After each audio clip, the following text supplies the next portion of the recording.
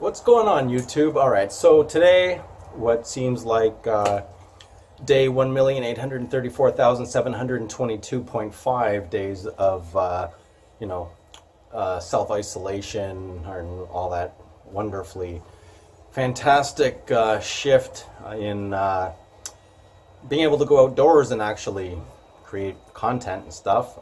We're still in the COVID segregated state of life for now. With that said, I've been wanting to do a video in regards to the usual, pro photographer, cheap camera kind of thing.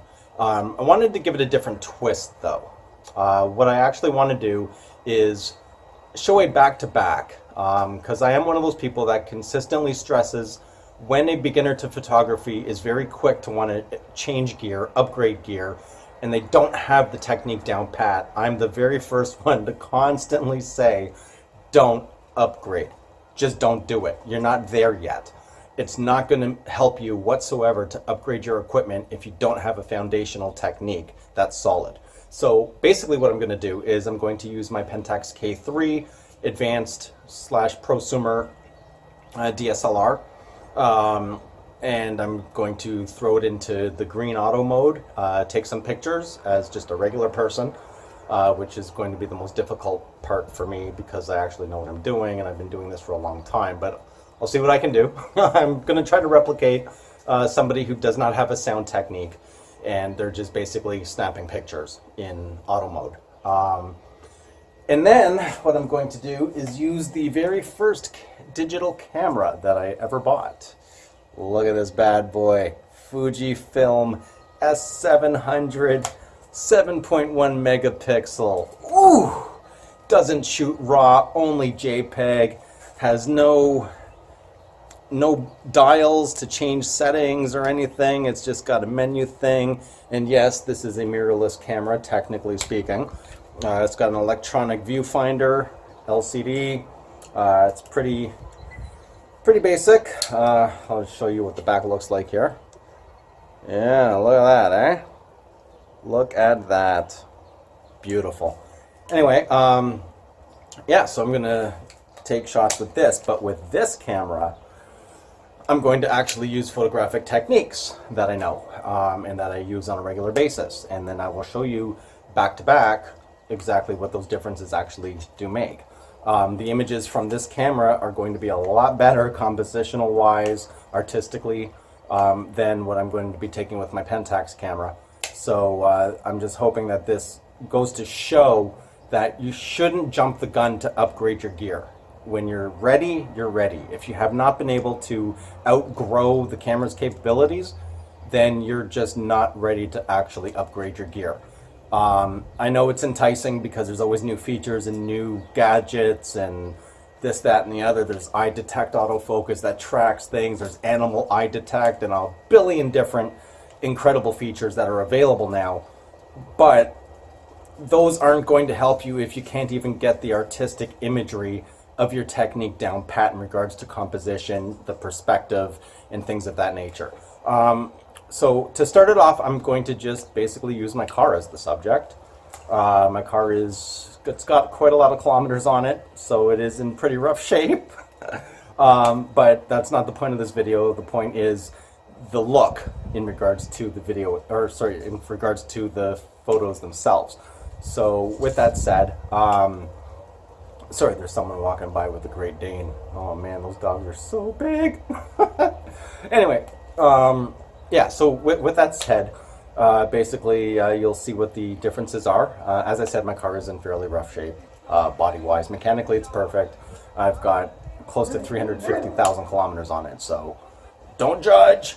And all right, well, let's just get right to it. I'm going to grab my Pentax and just take some regular photos, and then I'll switch over to my super zoom bad boy, and we'll go from there. Alright, so here we go. I am using the camera in green mode here. It's my K3 with the Sigma 1770 2.8 to f4. And alright, so let's just take some photos.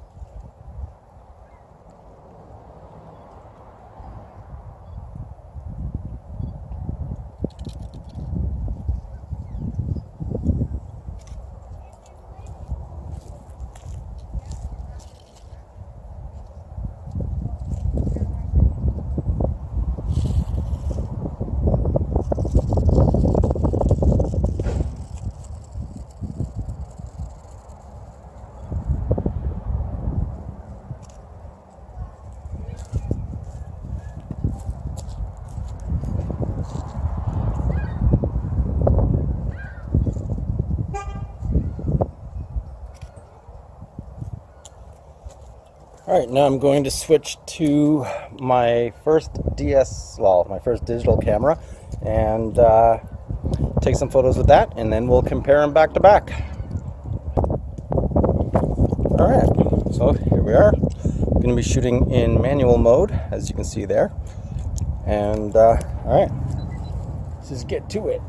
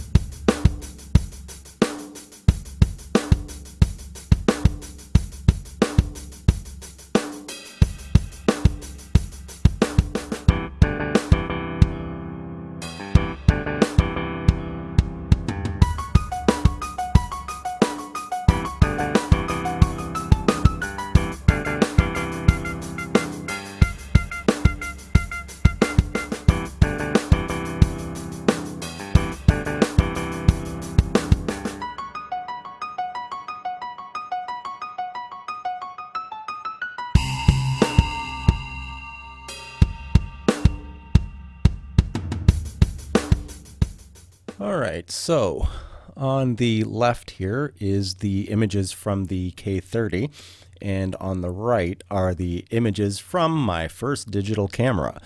Now, as you can see, I mean, a lot of people, at least in regards to automotive photography, when they're trying to sell their vehicle online and things of that nature, just average, go out there, take some photos, whatever. This is generally what they end up doing. They take a photo like this, they take another one, and they take another one, take another one. I mean, there's really nothing that really stands out in regards to these images. They're snapshots is basically what it comes down to. Now, on the right side with the cheap camera, the only difference, only difference. One, this is a really cheap camera. Very, very old technology. It's a CCD sensor, not even one of the newer CMOS sensors. It does record video, though. I was shocked. 640 by 480.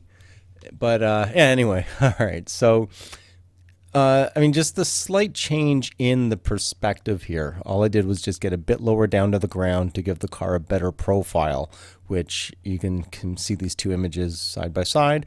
It does make a remarkable difference. A lot of the whole perspective thing and composition is just you need to move around. Get down on the ground, get down to the same level as the vehicle. Like here, you can clearly see how curved the windshield actually is in comparison to this image here. Even if I zoom it in, it's a completely different look, right?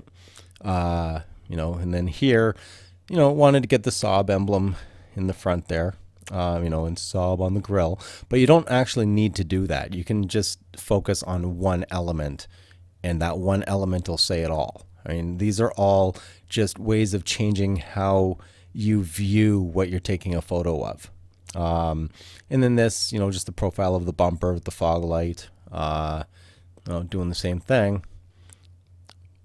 But this actually shows, and I changed the exposure on this camera just to give the car more of a darker feel, just to bring out some more detail in the highlight area.